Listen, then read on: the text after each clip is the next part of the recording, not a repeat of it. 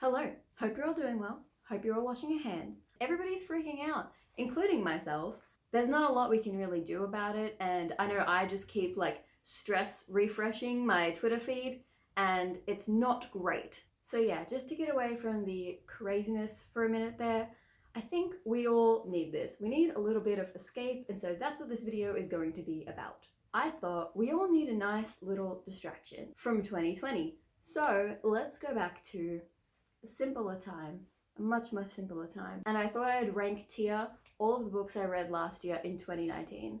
This trend has been going on for a while, even though I think I kind of missed it, but it's apparently quite old. Okay, so this is my tier. I didn't include series, or when I did include series, I just included the first book of that series because they all kind of blurred together for me anyway, so I'm just going to include the whole series as the first book. I'm also not including some non-fiction and poetry books that I read because they weren't really novels. I read Good Morning, Good Night by Lin-Manuel Miranda, but I don't really want to rank that. It's kind of weird. It's just a bunch of tweets that he sent out, so and I also mostly just want to focus on fiction and fantasy right now because we need the escapism, so I didn't put any memoirs, I didn't put any of the non-fiction that I read for school or anything like that. Okay, so my tiers are, from the very bottom, hot garbage. This is just, was not it. Then I have forgettable. I don't remember what it was about. Then I have meh, fine. Then I have good, solid reads, I enjoyed them. And then I have the talented, brilliant, incredible, amazing books, solid 4 or 5 star reads. And then I have, at the very top, books that could be president and probably could do a better job than the current president is doing right now.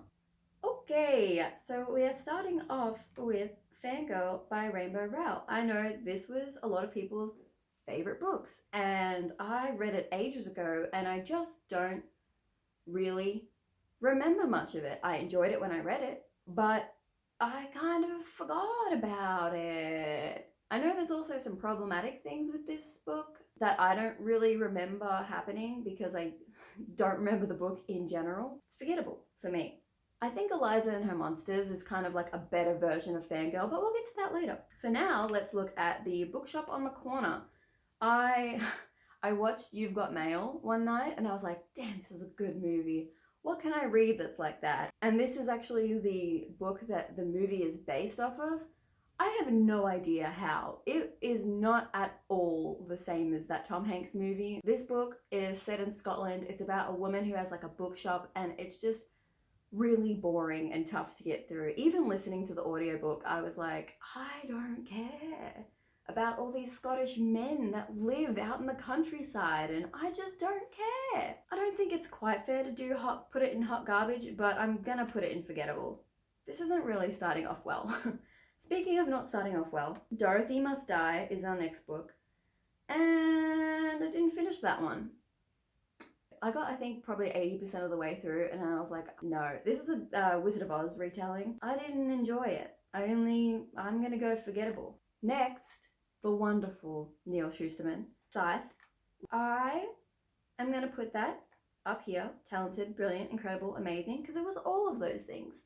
I loved that book. That was a instant 5 star. So an absolutely remarkable thing. I know there was a lot of hype around it when it first came out, but I feel like it's very underrated. It was a really solid sci-fi and a young adult, college age sort of sci-fi. I really enjoyed it. Had so much good things to say about fame. Honestly, I kind of like this book more than any of John Green's books. I'm gonna put it in this tier for now. I might change it later, but we'll see. I might shuffle around these at the end. Next, I have Vengeful by V.E. Schwab, which is the sequel to Vicious, which I also read and loved, but I didn't read that in 2019, but I read this in 2019. I was so excited for this release to come out. Does it go in this tier, or is it a book that could be president? I don't know. There are a lot of powerful women in this book. I'm gonna go books that could be president. I think it does the job well. All right, next we have Frankenstein, and that is one of my favorite books of all time. So it's a classic. Mary Shelley, she's an absolute badass. She was an 18-year-old feminist who lived in the woods with a bunch of poets and wrote the first gothic horror sci-fi novel that there was. So I'm respecting her as the queen that she is, and possibly the president that she is. Now I have The Poet X by Elizabeth Acevedo. I really, really enjoyed this book. Listening to it on audio. It's a really, really good, solid read. So I'm gonna put it there. All right, next we have one of my favorite books that I read last year was Thunderhead. So I like this book more than the first one because of all of the like discussions about AI and sentience. So I really enjoyed that. I rate this one higher than Scythe. So I think this book could be president. I really, really do. The Thunderhead basically is president. So moving on to The Hazel Wood by Melissa Meyer. A lot of people didn't like this book. I see why, but for some reason, this like strange little book just got me. I reread this last year. I really, really enjoy it. So I'm gonna put it, see, personally, I would put it in top tier, like for me, for my soul, but I see what people say is wrong with it. The pacing is kind of not what it could be. So I'm gonna go ahead and put it in this tier. Next, City of Ghosts by Victoria Schwab. I think this series might actually be one of my favorite Victoria Schwab series, even though it's middle grade. I really, really enjoyed it. I could see this being one of my favorite books if I was like a younger reader. This would be 100% for me. I'm gonna put it here. Next, I have The Astonishing Color of After. So this book was just an okay fine for me. It was not that impactful for me. I liked the cultural ties that it had. I liked the fabulism that went along with that, but I just didn't love it. Next, we're doing And the Ocean Was Our Sky by Patrick Ness. This book is like a, it's Moby Dick, but it's from the whales' perspectives. And it had some like interesting things, but ultimately I didn't really care for it. It's kind of forgettable. The Lady's Guide to Petticoats and Piracy. This is part of the Montague siblings trilogy, I think it's called.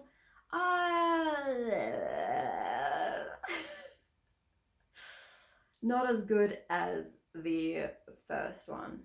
Maybe it deserves to be in forgettable. I read a lot of forgettable books last year. Okay, Norse Mythology by Neil Gaiman. This is a bunch of short stories, so it's kind of weird to rank, but I did really, really enjoy it. Okay, next is Convenience Store Woman. This book is about a woman who's like in her 30s and she works at a convenience store and everyone's like, don't you want to do something more with your life? And she's like, nah, I'm chill. I'm good just doing this. And that's kind of the whole book, her fighting back those pressures. So I enjoyed this, but I wouldn't put it any higher than I wouldn't put it any higher than a good solid read because it wasn't like super long, so it was good. Now I have Sadie by Courtney Summers. I listened to the audiobook for this, which I enjoyed, but I don't think the story would have been as good if it weren't in audio form. I honestly think the story was just okay. So I'm gonna go put it in the... Oh, this is tough. I'm gonna put it in the meh, fine category. Which is not to say that it's bad. Neither of these two books are bad, but... Okay, Muse of Nightmares by Laini Taylor. I really enjoyed this one. This is talented, brilliant, incredible, amazing, and so is that cover. Girl, if we had Fashion Week for book covers, this is gonna be the opener, okay? We all know that Laini Taylor gets the Victoria's Secret Angel Runway show of book covers. Okay, so the next one we have is the Infernal Devices series. I read all three of these books, so I'm gonna rank all of them together. I was not expecting to like this. I thought this was gonna be absolute trash and it was just gonna be a fun read, but then I read it and I was like, I love everything about this. So I'm gonna put it here. Next I have Josh and Hazel's Guide to Not Dating. This is the first Christina Lauren book I read and I really, really liked it.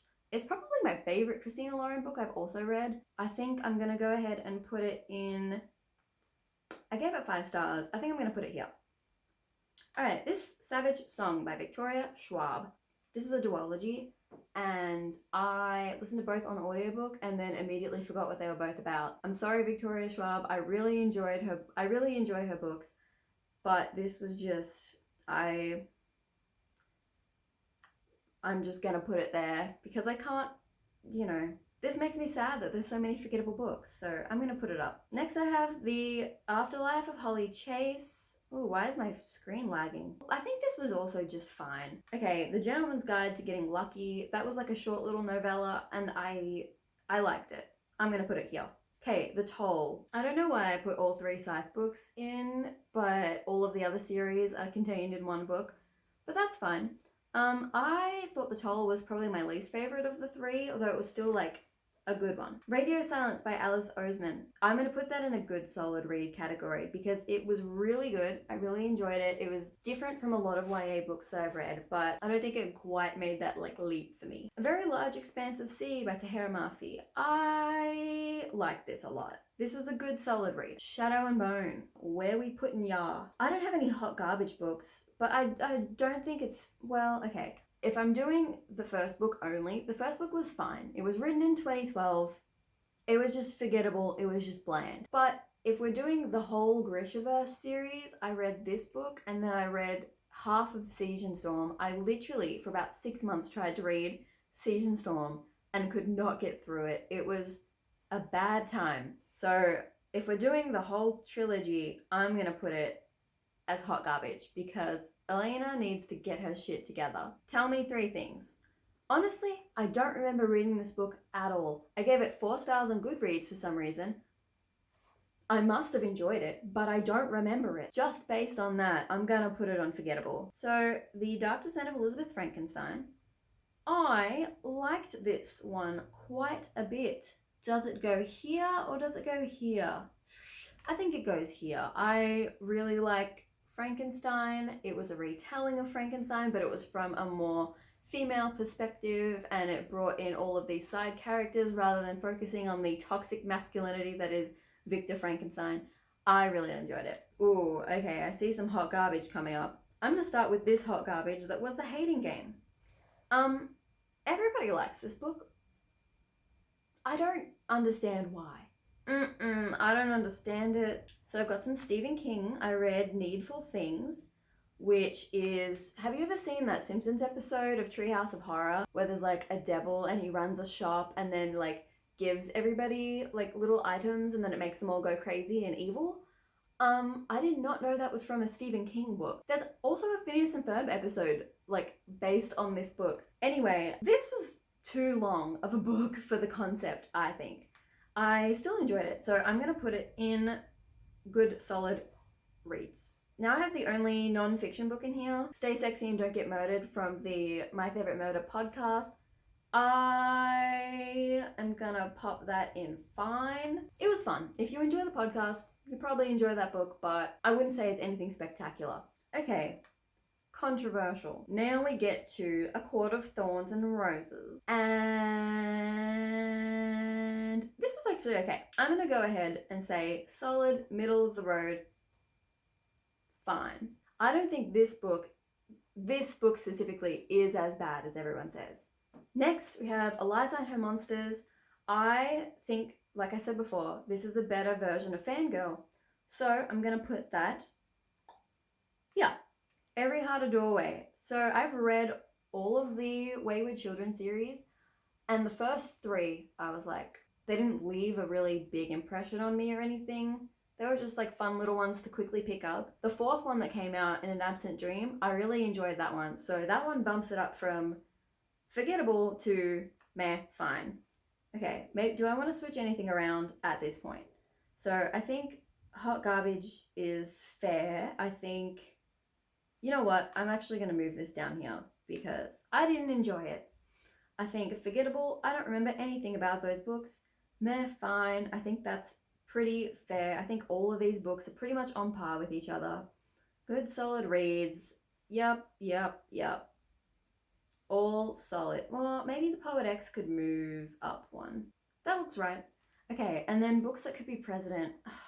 I think I'm going to put An Absolutely Remarkable Thing up into top tier because it was really good and I still surprise myself by thinking about it every now and then. Maybe I should reread that. It's hard just looking at the covers because I want to go like, I automatically want to go with what's aesthetically pleasing, not with what like I actually think about these books. Back down to Stephen King, I read The Long Walk. I think this is one of my more favorite Stephen King books. I'm gonna put it on par with Needful Things. I think those are both really good books. Then we have Illuminae by Amy Kaufman and Jay Kristoff. I really enjoyed this one, mostly because I listened to it on audiobook and as I was flipping through like the physical pages, which was a different experience because you get like, they have all these sounds coming in and like sound effects as these spaceships are like flying around, so you hear it as well as see it. So that's what makes it up on this tier for me. Okay, Daisy Jones and the Six. That's just an automatic. That's just a given. Okay, I like this when I listen to it on audio, but I think that it's kind of gimmicky. I like the idea of it, but it ran out pretty quick. I haven't read the second one because everybody says it's trash. A Study in Charlotte. This series, there's 4 books in this series, and I, for some reason, absolutely adore them. I don't need to explain every single one. This is just what I like. It's fine. Okay, Akamath. I didn't like this one as much as the first book in this series. Why did I put... Again, I didn't need to put both of these books in this series, but these are the 2 that I've read. I'm going to...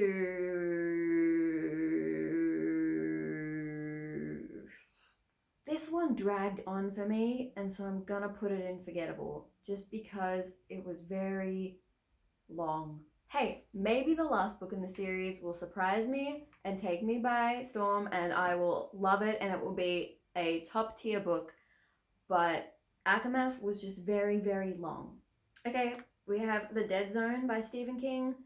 I didn't enjoy this one as much. I'm gonna go ahead and put it in... Does it deserve to be forgettable? Or is it just meh, fine? I think it's meh, fine. I wanted to save this for last because I have an issue with this series. My issue is I hate it so much. When this book came out, I enjoyed it and I was like, this is fine, whatever. And then at the end, I was like, actually, that was garbage. And then the next book came out and I was like, I'm not gonna read that. The first book was garbage and I know it. And then I picked up the second book, like an idiot. And then I read it and I was like, I don't enjoy this either. I'm not gonna read the third book. And then the third book gets released. And every single time I see it in stores or the library or whatever, I glare at it because I know what it's put me through and I don't want to go through that again, but some stupid animalistic part of my brain is like, you need to finish this series, when the rest of me is screaming, no, don't do it, you know what happened last time. So the question is, where am I going to put this? And the answer is that animalistic side of my brain is not going to win out today.